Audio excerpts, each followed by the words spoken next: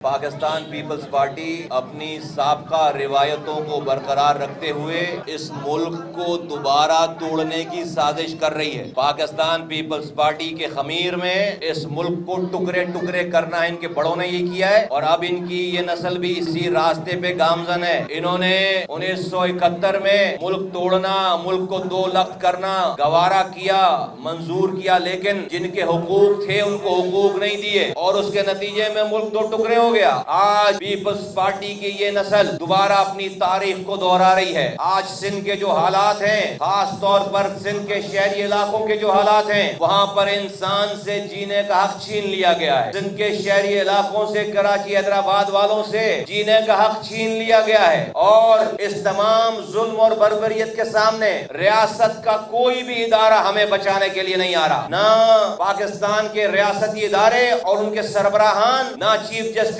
پاکستان، نہ وزیر اعظم شہباز شریف، اور نہ ملک کا کوئی اور ادارہ کہ آ کر پیپلز پارٹی کی اس کھلی غنڈہ گردی کو روک سکے، کیونکہ پاکستان اس وقت مجبور ہے کہ شہباز شریف کی حکومت 2 سیٹوں کی مرہون منت ہے، تو ریاست کے اداروں کو، حکومت کو چلانا ہے۔ اگر وہ پیپلز پارٹی کو غلط کام کرنے سے روکیں گے اور وہ ناراض ہو گئے تو وہ حکومت سے ہٹیں گے تو یہ حکومت گر جائے گی، ملک ڈی اسٹیبلائز ہو جائے گا۔ اس بات کا پتہ پاکستان پیپلز پارٹی کو بھی ہے، تو وہ اس بات کا بھرپور فائدہ اٹھا رہے ہیں، اور ان کو پتہ ہے کہ ابھی وہ سندھ کے لوگوں کو ذبح کر کے ٹکڑے ٹکڑے کر کے ڈال دیں، ان کو کوئی روکنے والا، کوئی پوچھنے والا نہیں ہے۔ تو آج پاکستان کی وفاقی حکومت کو چلانے کا تاوان، اس کا خمیازہ، اس کا بھتہ کراچی، حیدرآباد اور سندھ کے لوگ دے رہے ہیں۔ 14 سالوں سے ان کی حکومت ہے، ایک قطرہ پینے کا پانی نہیں ہے۔ جو پانی لائنوں میں آتا تھا اس پر بھی ہائیڈرنٹ بنا کر اربوں روپے کا پانی بیچتے ہیں۔ 14 سالوں سے کوئی ایک نئی یونیورسٹی حیدرآباد میں نہیں ہے، نیا اسکول نہیں ہے، نیا کالج نہیں ہے۔ 2.5 لاکھ لوگوں کو نوکری دی گئی، ایک آدمی کراچی حیدرآباد کا نہیں ہے۔